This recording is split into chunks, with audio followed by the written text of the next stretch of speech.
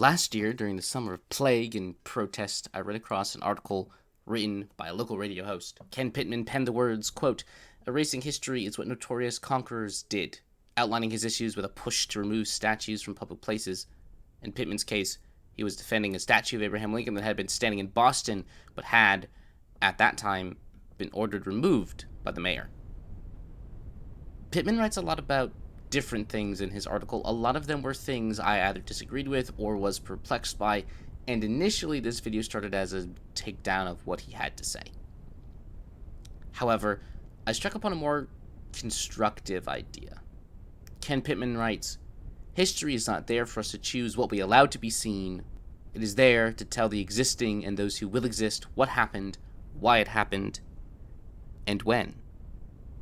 This quote stood out to me because it seemed to encapsulate something I had seen time and time again on social media, the idea that statues are history, that by removing a statue from its resting place, you are erasing history. So I was left to ask myself the question, are statues history? The answer? Sometimes.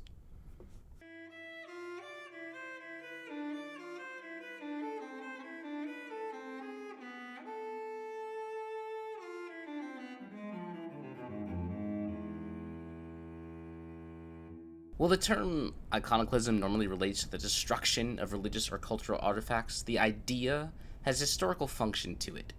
When left alone long enough, those artifacts become part of archaeology, and once they cross over that threshold, they become a part of history.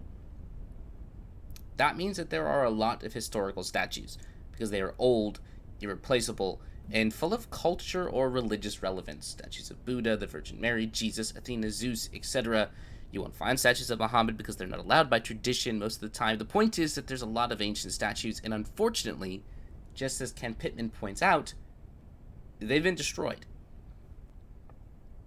The reference to ISIS in Pittman's article holds water. An article written by Benjamin Esquin and Jose Antonio Gonzalez Zarandona in theconversation.com details this destruction, saying, quote, "One of the many tragedies that have unfolded in the wake of the Islamic State is their smashing of statues and the destruction of ancient archaeological sites." So, Ken Pitman is right about ISIS because the things they're destroying are historical references to ages long past us. This behavior was also illustrated by the Taliban back in 2001 when they blew up the, quote, "monumental Buddha statues in the Bamiyan Valley." In other places, in other times, other groups have engaged in similar behavior. During the Christian Reformation, Calvinists were one group that rejected the creation and use of images for worship. Quote, "In regions under their influence, therefore, the pictures and sculptures which had filled the medieval churches were removed. In some places, this was done in an orderly fashion, the images being withdrawn from worship without being destroyed, but elsewhere, they were thrown onto bonfires or smashed to pieces while still inside the churches." So, people like to break stuff for all sorts of reasons. When they break religious stuff for no reason or for other religious reasons, it becomes iconoclasm. The question remains, is the destruction or removal of modern-day U.S. statues like the one in Boston the same as what ISIS or the Calvinists did? Well, the statue of Abraham Lincoln is not religious, it's political, so right off the bat we can see that they're not quite the same.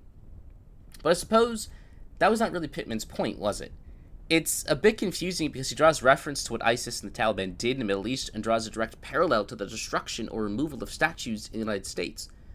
When you look at things closely, however, you find that ISIS engaged in acts of iconoclasm. The symbols they destroyed were of religious importance. They destroyed them for religious reasons. So, why did Ken Pitman bring them up? Oh, right, it's all about history. And at first glance, I can see his point. The giant statues of Buddha in the Bamiyan Valley are history. They were there for almost 1,500 years. They were massive. Built into the side of a mountain and then blown up. So, they are a part of history. The ancient archaeological sites smashed by ISIS are part of history too because they are ancient, and once they're gone, we can't get them back. Ken Pitman looks at this and says, well, people in America are destroying statues too. Those statues are history, so our statues are history. And I must say, that's a very interesting argument indeed.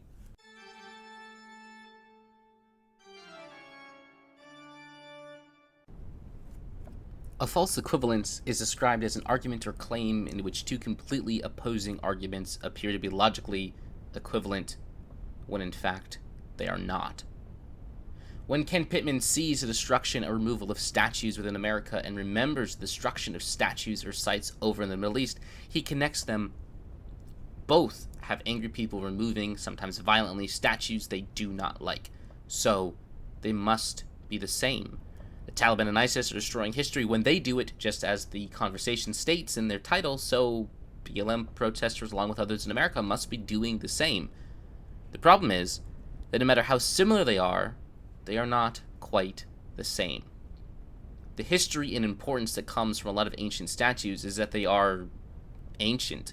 They stand as a beacon to a time we can no longer experience, that was lost to dust and decay, that we cannot get back. Even if we could rebuild them, it just would not be the same because everybody knows the recreations are no longer original. The archaeological sites, the statues of Buddha, are religious by nature and historical by age. Their very existence teaches us something new because they are the only reminder of a time long gone. American statues do not work in the same way. They don't. All American statues are, by default, currently less than 300 years old. Some of the Civil War related statues are even younger than that. They are not ancient, they are not religious, they are not the only reminder of a time long gone. They are current, too contemporary to be history.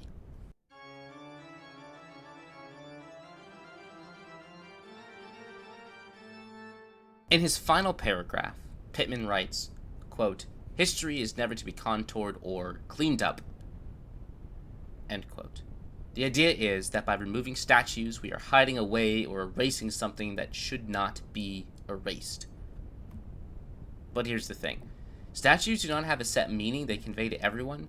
When a statue of Robert E. Lee is standing outside a government building, are we celebrating him or does he stand as a dark reminder of an old mistake? The answer will be forever unclear and can be molded to fit whatever a passerby wants it to. Does a statue of Abraham Lincoln standing over a slave demonstrate clearly the good qualities of our 16th president? The answer is more unclear than we might like to think. Statues need context to be understood, and without it, they can mean whatever anybody wants them to. I want to thank Ken Pitman for making me think about all these things. At the end of the day, here's what I know for sure. Statues are not great teaching tools. I hardly ever reference a statue when I teach, and I cannot recall a time a teacher or professor ever used a statue to illustrate a point. When you study art, you will study statues, but they don't teach you much themselves. Instead, something else from somewhere else teaches you about the statue. The records of history are not so fragile that reconfiguring contemporary spaces shatters recorded truths. Abraham Lincoln signed the Emancipation Proclamation whether a statue of him stands in Boston or not. Robert E. Lee was beaten at Appomattox and lost the Civil War whether there are statues of him or not. Statues are not always history. Sometimes they don't mean anything. Other times they stand as symbols of oppression.